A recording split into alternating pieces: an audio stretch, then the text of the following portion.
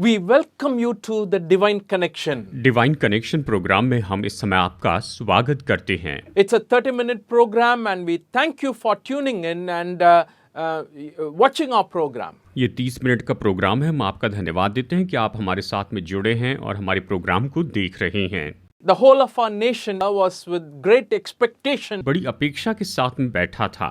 And generally a lot of people prayed and God answered our prayers, I would say. और मैं कहूँगा कि बहुत से लोगों ने प्रार्थना की और परमेश्वर ने हमारी प्रार्थनाओं का उत्तर दिया है। And if you have any doubts whether God is interested in who is going to rule us, और अगर आपके मन में किसी भी तरह से कोई संदेह है कि क्या परमेश्वर इस बात में दिलचस्पी लेते हैं कि हमारे ऊपर कौन राज्य करने वाले हैं, I would definitely say yes. तो मैं निश्चय ही कहूँगा हाँ। If you remember, before I spoke about biblical examples of how God was concerned about different nations and how God brings in kings and dethrones kings as He wanted. पहले के संदेश में आपको याद होगा कि मैंने बताया कि परमेश्वर ही दिलचस्पी लेते हैं कि हमारे ऊपर किसे राजा बनाए और किसे राजा न बनाए। Well, rulers may change, people may change, but our God doesn't change. खैर, शासक बदल जाते हैं, लोग बदल जाते हैं, लेकिन हमारे परमेश्वर कभी नहीं बदलते। And today we want to go back to a book in the Old Testament which was very, very familiar to many Christians. आज हम पुराने नियम से एक किताब को देखेंगे जिसके बारे में बहुत से विश्वासी लोग तो परिचित हैं। I'm sure you heard of the book of Jonah. मैं जानता हूँ आपने योना की किताब का नाम सुना होगा। And Jonah was a real person. और योना तो सच में एक असली मनुष्य था। He was not a figurative person. वो कोई काल्पनिक व्यक्ति तो नहीं था। And when I talk about the Bible and the people mentioned in the Bible, they are all real people, real places and real events and I would say real history. और जब हम बाइबल में से देखते हैं तो मैं यही कहूँगा ये तो असली लोग थे, असली जगह थी, ये असली घटनाएं थी और यही सच्चा इतिहास है। Whatever science or geography Bible reveals or talks about have been proven very clearly that it is a fact. Bible जिस चिन्ह या भौगोलिक क्षेत्र के बारे में कहती है वो तो निश्चय ही साबित करके देखा गया है कि ये बात पूरी तरह सच्ची है। So Jonah was a prophetic book we want to meditate on in the next few weeks. अगले कुछ हफ्तों तक योना की भविष्यवाणी की किताब पर हम यहाँ पर गौर करने वाले हैं। And when you look at a prophet, who is a prophet? जब आप भविष्यवक्ता को देखते हैं तो ये भविष्यवक्ता कौन है?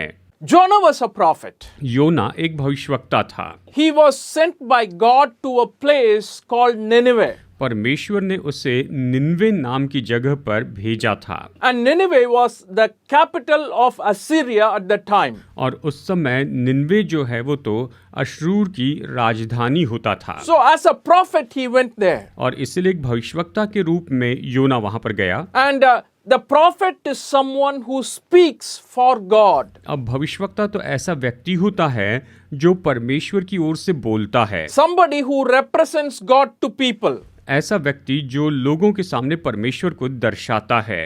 Whatever God wanted to communicate to people, He doesn't do it directly, but He uses a prophet to speak to the people. परमेश्वर जो भी करना चाहते सीधा नहीं करते, लेकिन लोगों के लिए भविष्यवक्ता का उपयोग करते हैं। Moses was a prophet whom God used. मूसा वो भविष्यवक्ता था जिसका परमेश्वर ने उपयोग किया था। Elijah and Elisha were prophets God used. Elia और एलीशा ऐसे भविष्यवक्ता थे जिनका परमेश्वर ने उपयोग किया था।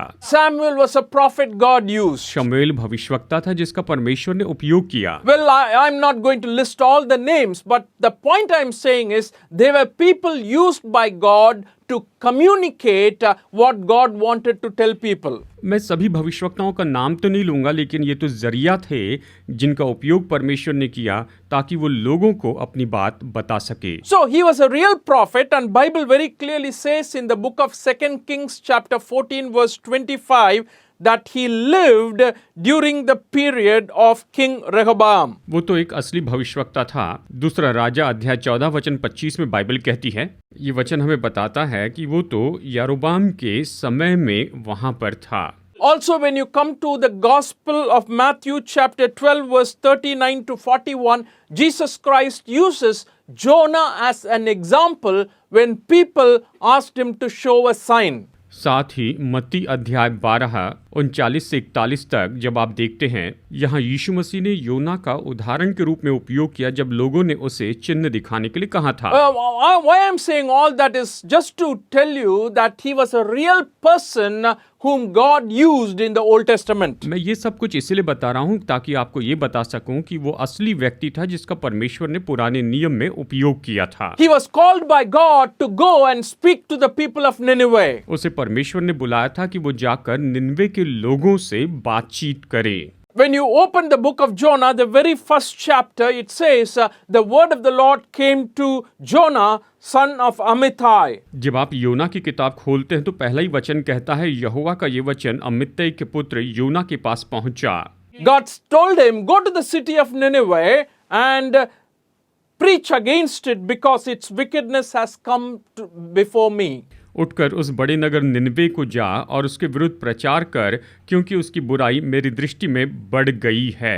My dear friends, what we learn from here is God is calling us to speak to people His will. मेरे दोस्तों, यहाँ पर हम इस बात को सीखते हैं कि परमेश्वर हमें बुला रहे हैं कि लोगों के सामने हम परमेश्वर की इच्छा बोलते जाएं। And today we have the Bible in our hands. और आज हमारे हाथों में बाइबल है। And this Bible is God's will for our lives. और ये बाइबल हमारे जीवन के लिए परमेश्वर की इच्छा है। God wants us to share what is in this Bible or the Word of God with people. और परमेश्वर बताना चाहते हैं कि इस बाइबल में क्या है, परमेश्वर का वचन लोगों को बताना चाहते हैं। He is using you and me today to share the good news to all the people. आज वो आपका और मेरा उपयोग करते हैं कि परमेश्वर का सुसमाचार हम सभी लोगों को बताते चले जाएं। The responsibility to share the good news is in your hands and my hands. सुसमाचार बताने की जिम्मेदारी तो आपके हाथों में और मेरे हाथों में है। So Jonah was called by God to share this news,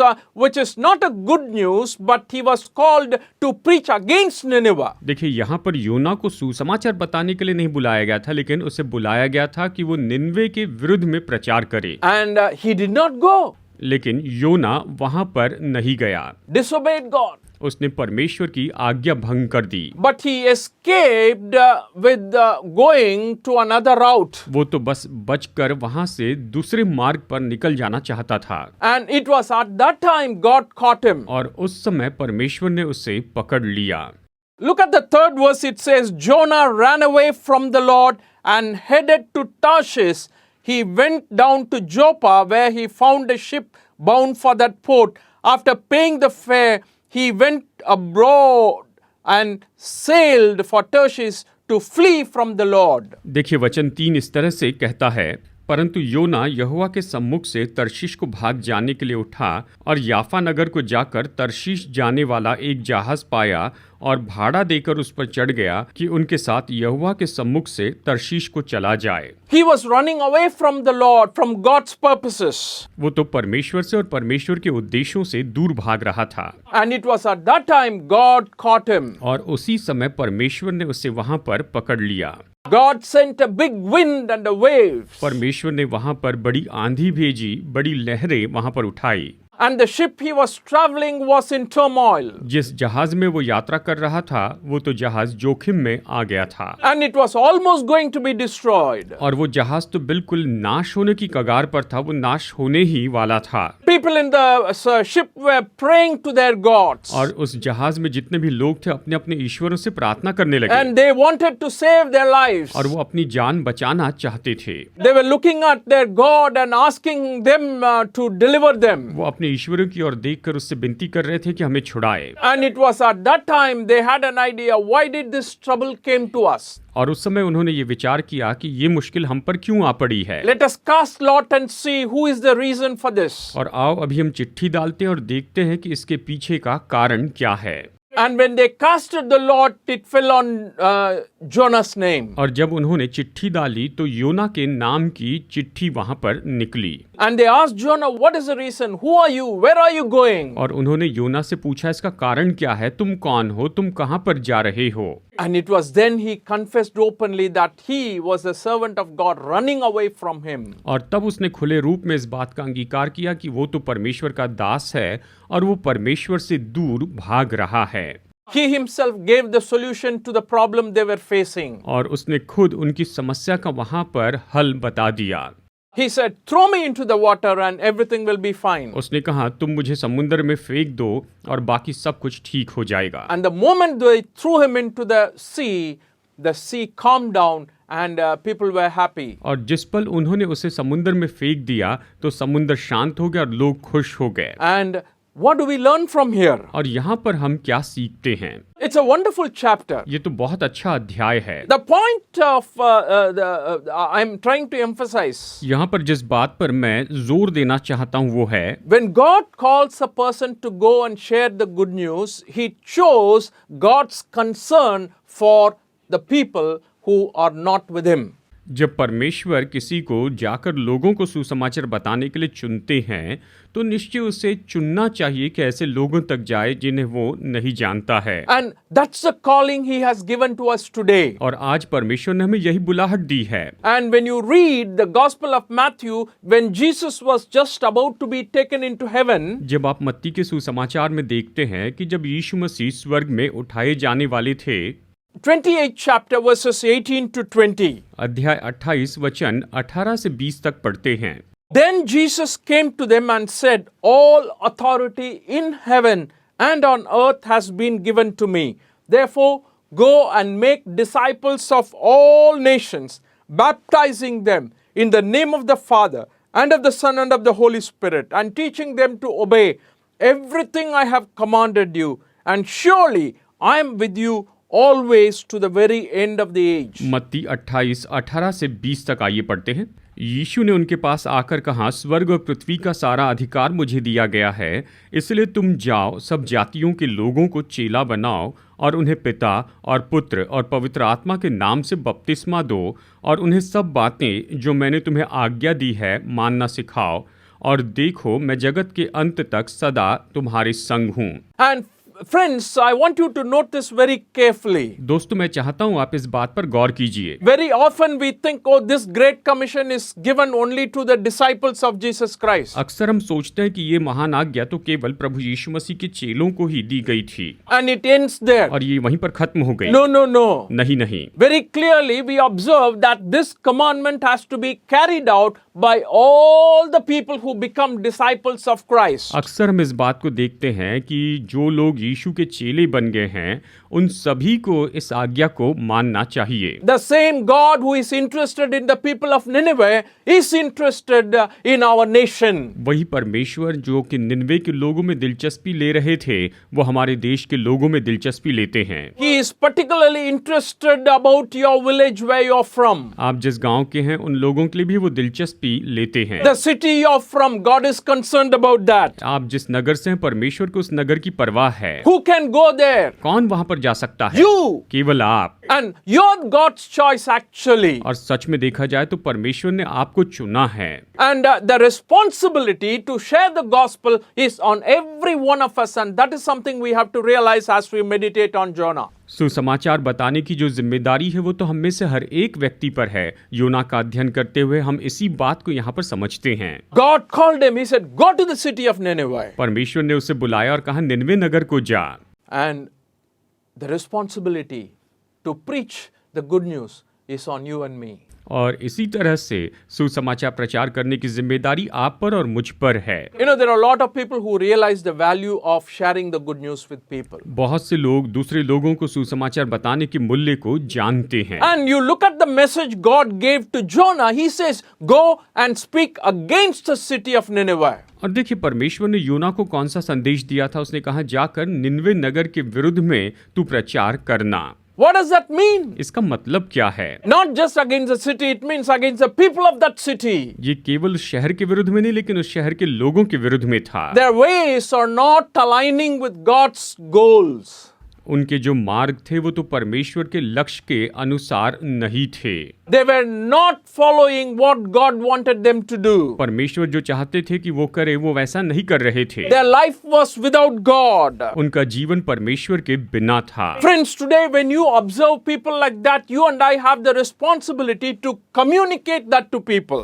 दोस्तों, जब हम ऐसे लोगों को देखते हैं तो निश्चय ये हमारी जिम्मेदारी होती है कि उन लोगों को हम जाकर बताएं। You and I need to share what God has done in our life first of all to them. हमें उन्हें तो सबसे पहले ये बताना चाहिए कि आपके जीवन में परमेश्वर ने क्या किया है। And God is doing so much in our lives, dear friends. और प्यारे दोस्तों, परमेश्वर हमारे जीवन में बहुत कुछ कर रहे हैं। You have a responsibility, I have a responsibility, and that's a calling and that's a lesson we have from Jonah. आपकी जिम्मेदारी है, मेरी जिम्मेदारी है, और योना से हम यही बात को सीखते हैं। And the second important point I understand from this passage is when you deny God's call, you endanger your life and the life of those who are with you. और यहाँ पर हम ये बात भी सीखते हैं कि जब हम परमेश्वर की उस बुलाहट का इनकार करते हैं तो आपका खुद का जीवन और जिन लोगों तक परमेश्वर ने हमें भेजना चाहा है उनका भी जीवन खतरे में होता है। That's what we read from verses 3 to 5. वचन 3 से वचन 5 तक हम यही तो पढ़ते हैं। He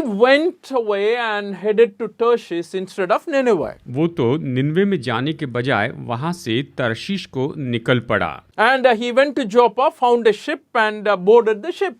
वो याफा में गया और वहां पर उसने एक जहाज देखा और उस जहाज में चढ़ गया। And God sends a wind, और परमेश्वर वहां पर बड़ी आंधी भेजते हैं, a violent storm, बहुत ही भयानक तूफान भेजते हैं। and it threatened the people and the ship. और इसके कारण उस जहाज में जो लोग थे वो तो पूरी तरह से घबरा गए थे, वो तो पूरी तरह से डर चुके थे। What do we understand from here? हम यहाँ पर क्या समझते हैं? Hey, I am running away from God, हाँ, मैं परमेश्वर से दूर भाग रहा हूँ, but I am with a group of people who are traveling with me. लेकिन मैं लोगों के समूह के साथ यात्रा कर रहा हूँ। And it was then we realized that, hey, my disobedience to God's call doesn't just affect me, it affects the whole lot of people who are with me. तब हम जानते हैं कि परमेश्वर की बुलाहट के लिए मेरा जो आज्ञा भंग करना है केवल मुझ पर नहीं लेकिन मेरे साथ दूसरे लोगों पर भी प्रभाव डालता है। Jonah could have given many justifiable reasons to God. परमेश्वर के सामने योना तो यहाँ पर बहुत से कारण दे सकता था। Perhaps you can give many reasons why Jonah did not go. योना क्यों नहीं गया, इसके लिए आप बहुत से कारण दे सकते हैं। He may say, oh, he was afraid. शायद आप कहें कि वो तो डर गया था। Perhaps you can say he was angry with Nineveh or the Assyrians. शायद आप ये कह सकते हैं कि वो निनवे के लोग या अशूर के लोगों पर क्रोधित था। Perhaps he had some false presumptions about Nineveh. शायद आप ये सोच सकते हैं कि निनवे के बारे में उसके खुद के गलत अनुमान हो सकते हैं। Maybe he was thinking let others go, why should I go? शायद वो ये सोच रहा होगा दूसरों को जाने दो, मैं वहां पर क्यों जाऊं। And in the Bible we have a lot of people who gave many excuses to God when they were called to go to a particular place or people. जब परमेश्वर ने कुछ लोगों को खास जगह पर या कुछ लोगों के पास जाने के लिए भेजा तो बाइबल में बहुत से लोगों ने बहाने बनाए। We have Moses as an example. उदाहरण के रूप में मूसा भी है। And finally God provided Aaron to support Moses in the mission God called him to do. और आखिरकार परमेश्वर ने मूसा को जिस मिशन के लिए बुलाया था उसमें मदद के लिए परमेश्वर ने हारून को भेजा। And Gideon felt inadequate to the call God gave him. Gideon को जो परमेश्वर ने बुलाहट दी उसके लिए वो खुद को कम समझता था। And my dear friends, what I'm trying to say here is this: when God calls you and me, it is better that we obey. If we do not, then we endanger our lives and the lives of those who are with us. मेरे दोस्तों, यहाँ पर मैं यही बताना चाहता हूँ कि जब परमेश्वर हमें बुलाहट देते हैं तो अच्छा है कि हम उसकी आज्ञा माने। अगर हम उसकी आज्ञा नहीं मानते तो अपने जीवन को और दूसरों के जीवन को हम खतरे में डालते हैं। Why do we not obey? हम क्यों आज्ञा नहीं मानते हैं? I think Jonah didn't understand about God. मैं सोचता हूँ कि योना जो है वो तो परमेश्वर के बारे में समझता नहीं था। He did not have the understanding that the psalmist 139 had. भजन संहिता 139 के भजनकार के पास जो समझ थी वो उसमें नहीं थी। He never thought of God's knowledge about him. उसके बारे में, परमेश्वर के ज्ञान के बारे में उसने कभी नहीं सोचा। He thought he can hide and escape from God. उसने ये सोचा कि वो तो परमेश्वर से छिप जाएगा और परमेश्वर से बच निकलेगा। But the writer of Psalm 139 very beautifully says, "O Lord, you searched me and you know me." भजन संहिता 139 का लेखक सुंदर रीति से कहता है, यहोवा तूने मुझे जांच कर जान लिया है। You know where I sit. You know when I rise. तू मेरा उठना बैठना जानता है, इस तरह से वो कहता है। You know all my thoughts. और मेरे विचारों को दूर ही से समझ लेता है। You know a word even before it comes on my tongue. मेरे मुंह में ऐसी कोई बात नहीं जिसे तू पूरी रीति से न जानता हो। Oh Lord, you know your hand is always upon me. Even if I go to the mountains, you are there. Even if I go to the sea, you are there. प्रभु तेरा हाथ हमेशा मेरे साथ है, चाहे मैं पहाड़ पर चले जाऊं तो भी तू वहां पर है, यदि मैं समुद्र में भी चले जाऊं तभी तू वहां पर है। 7th verse, I would like to read it for you. वचन 7 पढ़ते हैं। Where can I go from your spirit?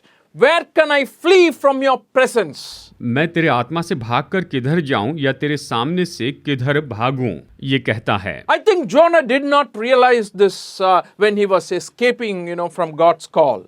मैं सोचता हूँ योना जब प्रभु के सामने से भाग रहा था तो इस बात को नहीं जानता था। And psalmist very beautifully, where can I go, Lord? You are everywhere. You know me completely. भजनकार अच्छी रीति से कहता है, प्रभु मैं कहां पर जा सकता हूं, तू मुझे पूरी तरह से जानता है। Today, we need to understand that it is better to obey the call of God as we endanger our lives and the lives of those with us.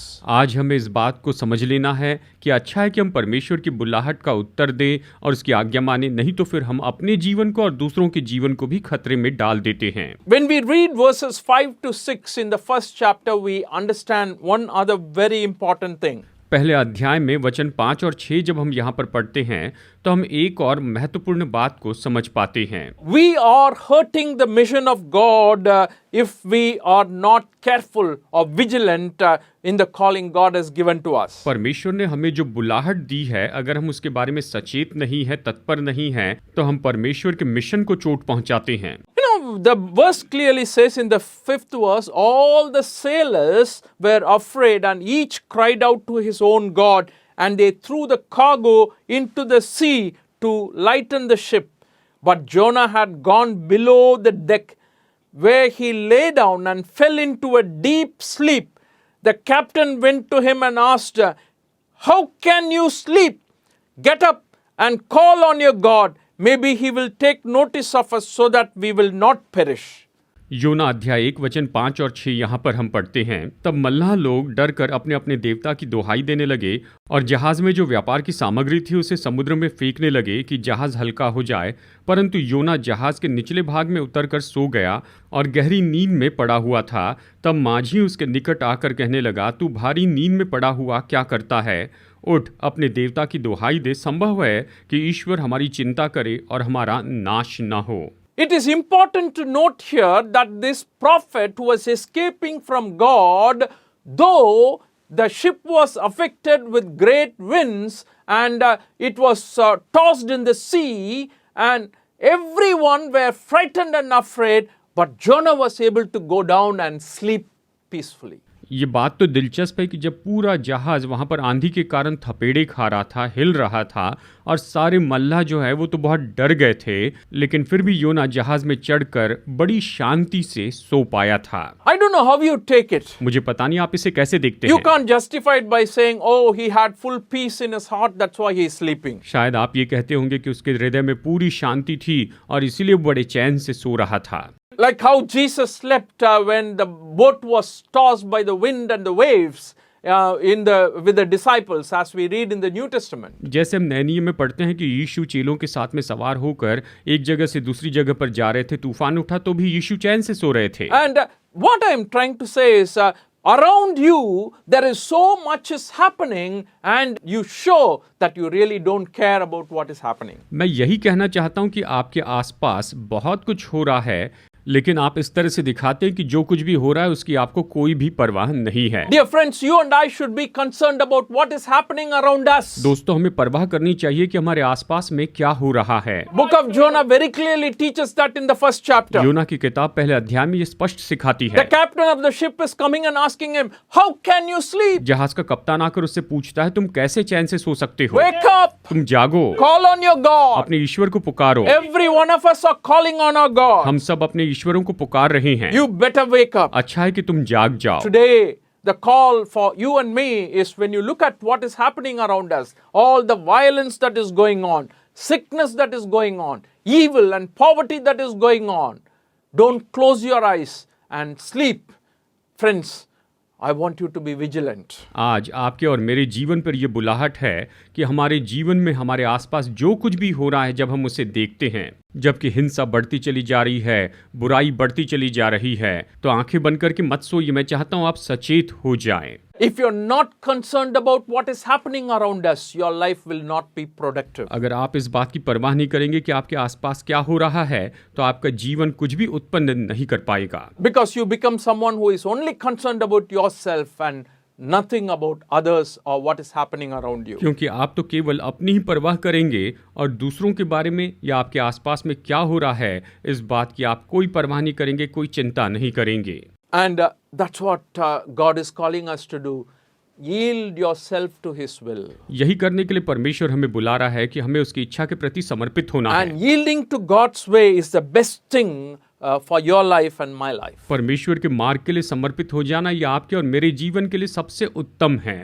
I think finally Jonah came to that decision in the first chapter. मैं सोचता हूँ पहले अध्याय में अंत में यहाँ पर योना इस निर्णय पर पहुंच गया। When they finally found out from verses 7 to 17 who is the reason for these problems, वचन 7 से वचन 17 तक जब उन्होंने आखिर में जान लिया कि इन सारी समस्याओं के पीछे कारण कौन है, जब उन्होंने ये जान लिया, he finally accepted, I am the culprit and throw me into the water. उसने आखिरकार ये स्वीकार किया कि ये सब मेरी ही गलती है, मुझे तुम उठाकर समुद्र में फेंक दो।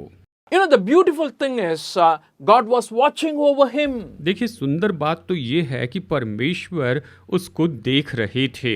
God was preparing something to save Jonah. योना को बचाने के लिए परमेश्वर कुछ तैयार कर रहे थे। Beautifully, end of the chapter 17th verse says, now the Lord provided a huge fish to swallow Jonah, and Jonah was in the belly of the fish 3 days and 3 nights. वचन 17 सुंदर रीति से बताता है, यहोवा ने एक बड़ा सा मच्छ ठहराया था कि योना को निगल ले, और योना उस महामच्छ के पेट में 3 दिन और 3 रात पड़ा रहा। God is concerned about you. परमेश्वर आपकी परवाह करते हैं। How many times we have behaved like Jonah? कितनी बार हमने योना के जैसे व्यवहार किया, And how many opportunities God has given to us? और परमेश्वर ने हमें कितने मौके दिए। My dear friends, God is patient with you. दोस्तों, परमेश्वर आपके लिए धीरज धरे हैं। God is gracious with you. परमेश्वर आप पर अनुग्रह करते हैं। 2 Peter chapter 3:9. With that I would like to close. दूसरा पत्रस 3:9 के साथ संदेश खत्म करना चाहता हूँ। The Lord is not slow in keeping His promise, as some understand slowness. Instead, He is patient with you, not wanting anyone to perish, but everyone to come to repentance. प्रभु अपनी प्रतिज्ञा के विषय में देर नहीं करता, जैसे देर कुछ लोग समझते हैं, पर तुम्हारे विषय में धीरज धरता है और नहीं चाहता कि कोई नष्ट हो, वरन ये कि सबको मन फिराव का अवसर मिले। My dear friends, this God is patient with you, with me. मेरे दोस्तों, ये परमेश्वर आपके साथ और मेरे साथ धीरज धरे हैं। That's why we are standing here today. इसलिए आज हम यहाँ पर खड़े हैं। That's why we are living today. इसलिए आज हम जीवित हैं। His grace is abounding. उसका अनुग्रह बहुत है। He really cares for वो you. आपकी परवाह करते हैं। Even when Jonah disobeyed, He cared for Jonah. योना ने जब आज्ञा भंग की, तब भी उसने योना की परवाह की। That's the God we have. हमारे परमेश्वर ऐसे ही हैं। Dear friends, this Bible is talking about that kind of a God. प्यारे दोस्तों, ये बाइबल ऐसे परमेश्वर के बारे में कहती है। It's a wonderful book, amazing book. ये बहुत ही अच्छी अद्भुत किताब है। When you read it, your lives will be transformed. जब आप इसे पढ़ेंगे तो आपका जीवन बदल जाएगा। Continue to read it. May God bless you and your family today. इसे निरंतर पढ़ते चले जाइए। आज परमेश्वर आपको और आपके परिवार को बहुतायत से आशीष दे।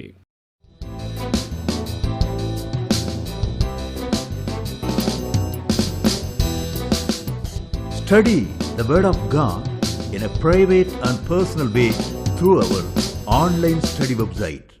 Contact number